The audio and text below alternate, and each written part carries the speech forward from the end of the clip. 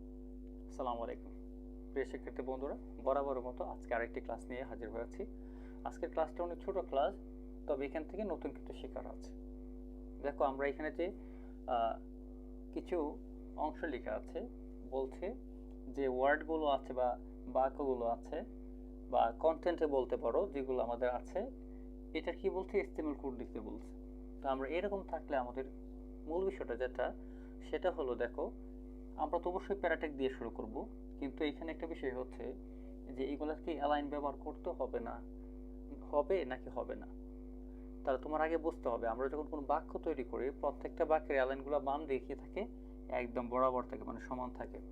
এইখানে দেখো, তোমার লাইনগুলো কিন্তু অ্যালাইনগুলো কি সমান নাই, তার ওয়ার্ডের স্পেস অনুযায়ী, অর্থাৎ যতগুলো ওয়ার্ড বেশি ব্যবহৃত হয়েছে তার স্পেসটা ততটুকু বেড়ে গেছে। এটা কিন্তু মাঝখানে, এইটুকু কিন্তু মাঝখানে চলে আসছে। তার মানে এরকম যদি অ্যালাইন যদি আঁকা বাঁকা হয়, মানে ডানে বামে অথবা একটু ভেতর অংশে চলে যায়, তাহলে বুঝতে হবে এইখানে কি দিতে হবে, অ্যালাইন দিতে হবে, এবং সেই অ্যালাইনটা কি হিসাবে কাজ করবে, সেন্টার হিসাবে কাজ করবে। তুমি যদি এই আমরা যখন ফেসবুকে কি করি, ভিডিও পোস্ট করি, দেখবা যখন তুমি কোনো ক্যাপশন দিতে চাও ভিডিওর স্ক্রিনের মধ্যে, তখন ক্যাপশন দেওয়ার পরে আমরা যখন কালার দিই অথবা ফন্টগুলো দিই, এর পাশে দেখবে যে কিছু কি দেওয়া থাকে, ডট এরকম অংশ দেওয়া থাকে, টান বা ড্যাশের মতো থাকে।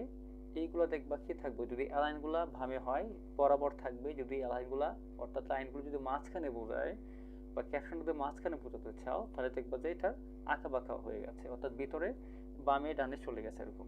যাই হোক, ওইদিকে আমরা যাচ্ছি না, আমরা এখন এটা সমাধান করি। তা আমরা কি লিখবো, প্রথমেই লিখবো HTML, এরপরে বডি, কি ট্যাগ দিয়ে শুরু করবো, পি ট্যাগ দিয়ে শুরু করবো, দিলাম পি ট্যাগ। কি আছে, বাংলাদেশ।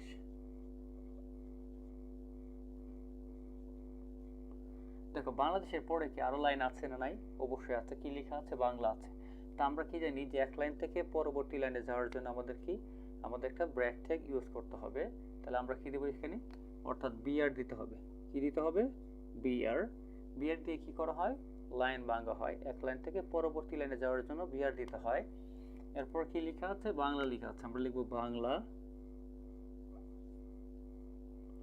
দেখো, বাংলার পরে কি আরো কোনো ওয়ার্ড আছে কিনা বা লাইন আছে কিনা, অবশ্যই আছে। কি লেখা আছে এখানে, বিডি লেখা আছে। তাহলে আমরা কি দেব, এই বাংলা থেকে পরবর্তী লাইন আসার জন্য আবার আমরা কি ইউজ করব, একটা বিআর ট্যাগ দেব। কেন দিব, কারণ লাইন এখানে ভাঙতে হবে। কি লেখা আছে, বিডি, আমরা বিডি লিখলাম। লেখার পরে আমাদের দেখতে হবে যে আর কোনো কন্টেন্ট বাকি আছে কিনা লেখার। আমাদের দেখো, আমাদের কিন্তু আর কোনো কন্টেন্ট বাকি নেই। তাহলে আমরা কি করব, পি ট্যাগ দিয়ে শুরু করেছি, পি ট্যাগটা বন্ধ করে দেব, স্ল্যাশ পি। এরপরে কি বন্ধ করব, বডি বন্ধ করে দেব, স্টেবল বন্ধ করে দেব, স্ল্যাশ বডি স্ল্যাশ HTML।